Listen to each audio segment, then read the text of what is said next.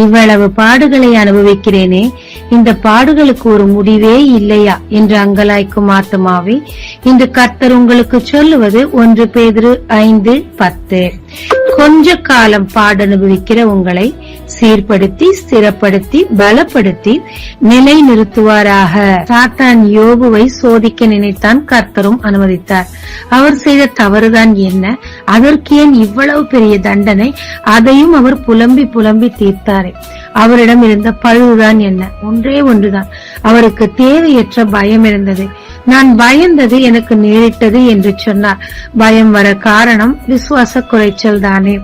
எனவே அதிக பலிகளை செய்து கொண்டிருந்தார். இரண்டாவதாக, அவர் மனைவியோ மற்ற யாருமோ அவரை அவமானப்படுத்தினப்ப அவர் துவளவும் இல்லை, முறுமுறுக்கவும் இல்லை. ஆனா நண்பர்கள் அவமானப்படுத்தி போனப்போ அவர் முறுமுறுக்க ஆரம்பித்தார். ஏன்னா நண்பர்களை அவர் நம்பினார்.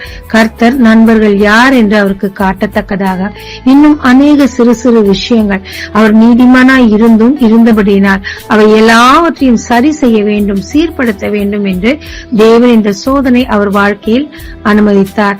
காலம் நிறைவேறின போது எல்லார் மத்தியிலும் அவரை மகிமையாய் நிலைநிறுத்தினார். இன்றளவும் அவர் நமக்கு முன் உதாரணமாய் இருக்கிறார். ஆமாங்க, கொஞ்ச காலப்பாடு. யோபுக்கும் கொஞ்ச காலப்பாடுதான், நேபுகாத்நேசருக்கும் கொஞ்ச காலப்பாடுதான், உங்களுக்கும் எனக்கும் கூட கொஞ்ச கால பாடுதான்.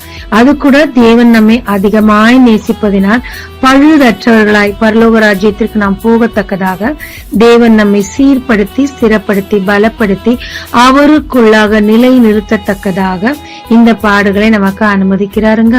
இன்னும் கொஞ்சம் பொறுத்துக்கோங்க. உங்களை சீர்படுத்த முழுமையாய் கர்த்தரிடத்தில் ஒப்புக்கொடுங்க. தேவனும் உங்களை நிச்சயமாய் உயர்த்தி நிலைநிறுத்தி உங்களை ஆசீர்வதிப்பாருங்க. ஜெபிக்கலாமாங்க. தேவரீர், என்னை நீர் சீர்படுத்த விரும்பி இந்த பாடுகளை அனுமதித்திருக்கிறீர் என்பதை அறிந்து கொண்டேன். என்னை நீர் சீர்படுத்த நான் உமக்கு என்னை ஒப்புக் கொடுக்கிறேன். தயவு செய்து இந்த பாடுகளின் நாட்களை குறைத்து போட்டு என்னை வேகமாய் ஆயத்தப்படுத்தி உமக்குள்ளாக நிலைநிறுத்தும். உன் பிரமாணங்கள் என்னில் நிறைவேற என்னை நான் ஒப்புக் கொடுக்கிறேன்.